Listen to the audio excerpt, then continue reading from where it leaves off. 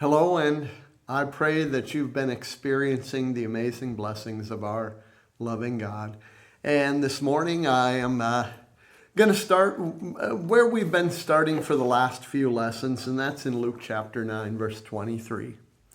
Luke 9:23 says, "Then Jesus said to them all, 'If anyone would come after me, he must deny himself, take up his cross daily, and follow me.'" So we've been talking about what it means to truly follow Jesus, what it means to be the kind of follower that is fully committed to Him. And we're going to talk about that final phrase. Well, actually, it's the final phrase in that verse where he says, "You must take up your cross." Take up your cross. Now, I don't know about you, but I like my comfort, and I think most people do. We think about comfort, and that's kind of hard to do when you're talking about a cross. In fact, he goes even a step further in Luke 14, verse 27, when he says, "Whoever will not carry the cross that is given to them when they follow me cannot be my follower." So, Jesus says you have to take up a cross. And I don't know about you, but I want a comfortable cross. I think most people want a comfortable cross. So what we do is we make it a decoration that we hang on a wall, jewelry we hang around our neck, a picture on a t-shirt. We talk about bearing our cross, the cross that we have to bear, and apply it to trivial little things in our lives. And in so doing, we try to make the cross comfortable for us. Well, the problem is we want a cross that's easy to carry. We only want it when it's convenient. We want one that requires no sacrifice. And we want a cross that doesn't cost us. But that's not the cross I see in the Bible. That's not the cross I read about when I read in Matthew 27, and we're going to read about Jesus' cross. Let's see how comfortable that cross was. Matthew chapter 27, starting in verse 26. "But he had Jesus flogged and handed him over to be crucified," speaking about Pilate. "Then the governor's soldiers took Jesus into the praetorium and gathered the whole company of soldiers around him. They stripped him, put a scarlet robe on him, and then twisted together a crown of thorns and set it on his head. They put a staff in his right hand and knelt in front of him and mocked him.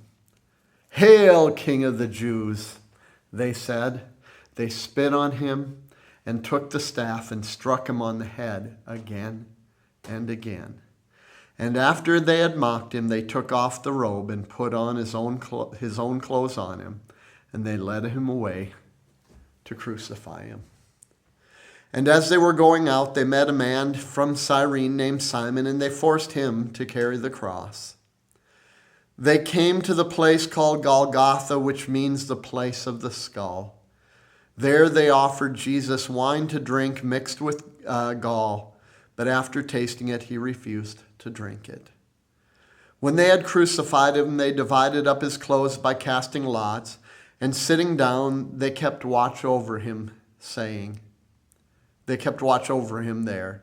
Above his head, they placed this written charge against him: 'This is Jesus, King of the Jews.' 2 robbers were crucified with him, one on his right and one on his left. Those who passed by hurled insults at him, shaking their heads and saying, 'You who are going to destroy the temple and build it in 3 days save yourself. Come down from the cross if you are the Son of God." In the same way, the chief priests and teachers of the law and the elders mocked him.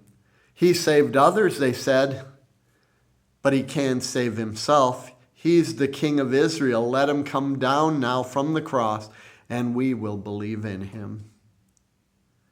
He trusts in God. Let God rescue him now if he wants him, for he said, "I am the Son of God." In the same way, the robbers who were crucified with him also heaped insults on him. From the 6th hour until the 9th hour, darkness came over the land. About the 9th hour, Jesus cried out in a loud voice, "Eloi, Eloi, lama sabachthani," which means, my God, why have you forsaken me?" When some of those standing near heard this, they said, "He's calling Elijah." Immediately, one of them ran and got a sponge. He filled it with wine vinegar, put it on a stick, and offered it to Jesus to drink. The rest said, "Now leave him alone. Let's see if Elijah comes to save him." And when Jesus had cried out again in a loud voice, he gave up his spirit. At that moment, the curtain of the temple was torn in two from the top to the bottom. The earth shook and the rocks split. The tombs broke open and the bodies of many holy people who had died were raised to life. They came out of the tombs, and after Jesus' resurrection, they went into the holy city and appeared to many people. When the centurion and those who were with him guarding Jesus saw the earthquake and all that had happened, they were terrified and exclaimed, "Surely he was the Son of God." Does that sound like a comfortable cross? Far from it. In fact, it's a very uncomfortable cross. In fact, it goes beyond uncomfortable. It's torturous. It's painful. It's humiliating. It's scandalous. That's the title of my lesson, is An Uncomfortable Cross.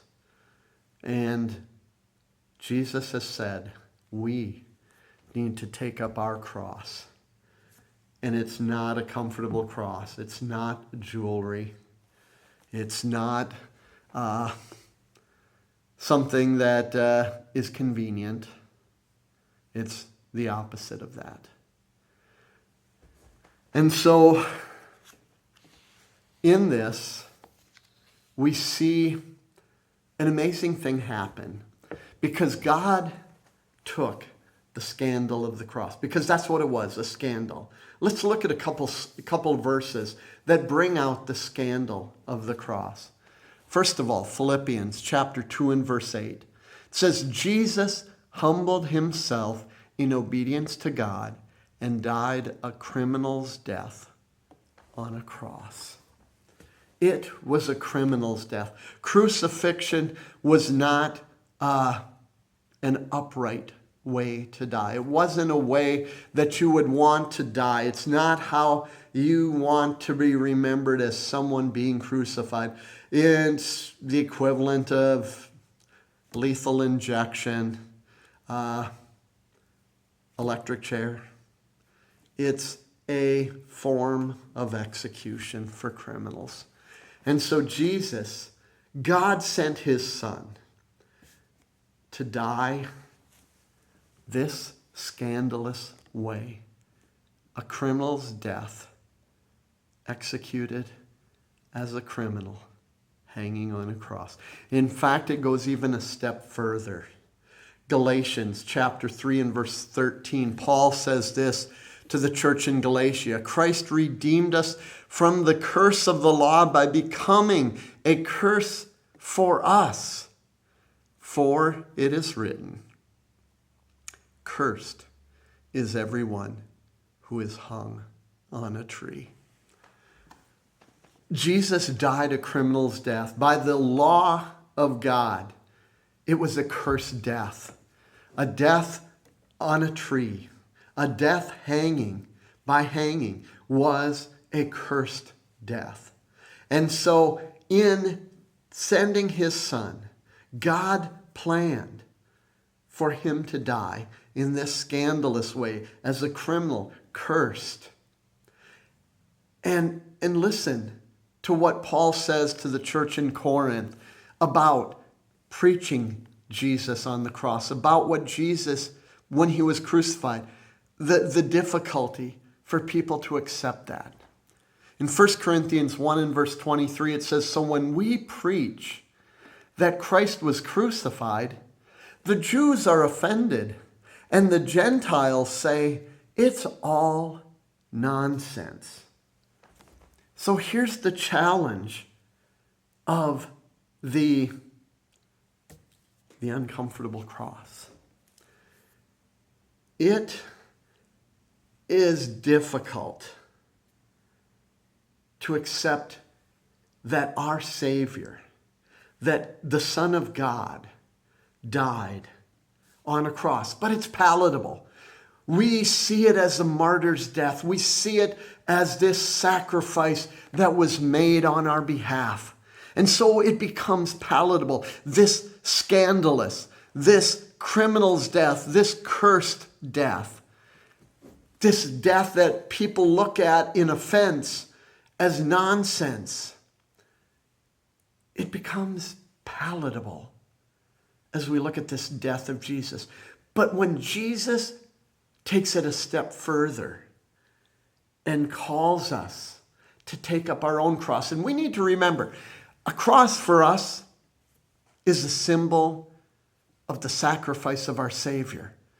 And that's true in our society.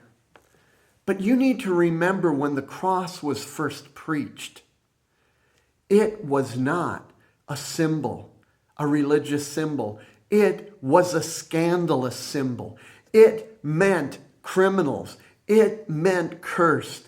It was nothing glorious. It was far from it. It was torturous. It was scandalous. It was dirty. It was something that it was not glorious.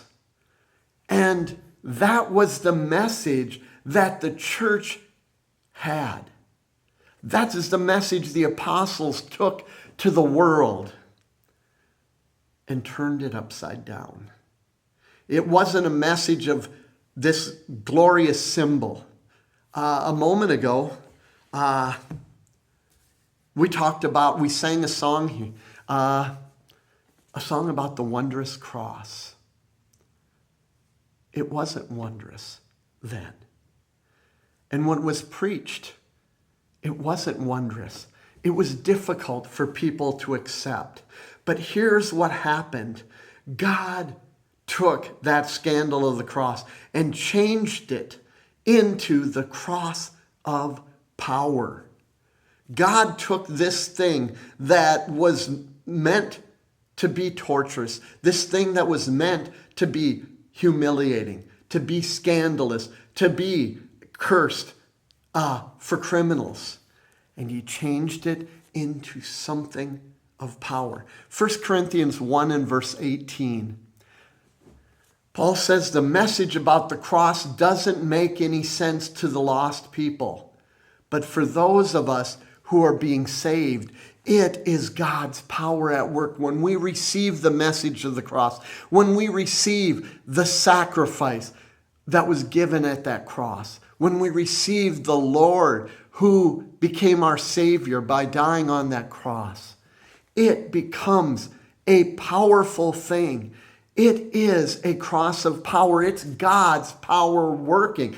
God took this instrument that showed weakness and made it something about power for salvation. That's what our God is able to do. That's what God does, and he does, again, 2 Corinthians this time, verse 13, chapter 13, verse 4. 2 Corinthians 13, verse 4, it says, although he, speaking about Jesus, was weak when he was nailed to the cross, he now lives by the power of God. We are weak just as Christ was. That's you and I. But you will see that we will live by the power of God just as Christ does. Do you get it? God transformed the scandalous cross to become a cross of power. The power of salvation for you and I. That's amazing. That is God's power at work. That is the power of the gospel. And the same message that we have, that they had, that turned the world upside down, about this scandalous cross, about this call to take up our cross, about sacrifice, about self-denial. All of these things are true today, and it's not about a comfortable cross. It's the same message. It's about denying ourselves. It's about sacrifice. It's about humiliation. It's about not taking glory for ourselves. It's about humbling ourselves and following Jesus. And so, here's the deal. Only God can transform a cross of defeat into a symbol of victory. A cross, only God can transform a cross of guilt into an instrument of grace. Only God can transform a cross of condemnation into forgiveness. Only God can transform a cross of suffering into healing and hope. And only God can take a cross of death and transform it into a means of life. That's what our God is able to do. That's what the gospel is able to do. That's what the sacrifice of Jesus is able to do. And that's what it did to that instrument of death, that cross, that scandalous cross, that uncomfortable cross, that torturous cross. That has become the symbol of victory, the symbol of power, the symbol of healing, the symbol of hope, and the symbol of life. And our prayer needs to be, Jesus, do for us what you did for the cross. Do for us, do for me, do for us what you did for that cross. Transform us. Turn us from these humiliated beings, these sinful creatures, into your followers, your true followers. That's what the uncomfortable cross does. That's what it means to take up our cross. Take up your cross this week and follow Jesus. God bless.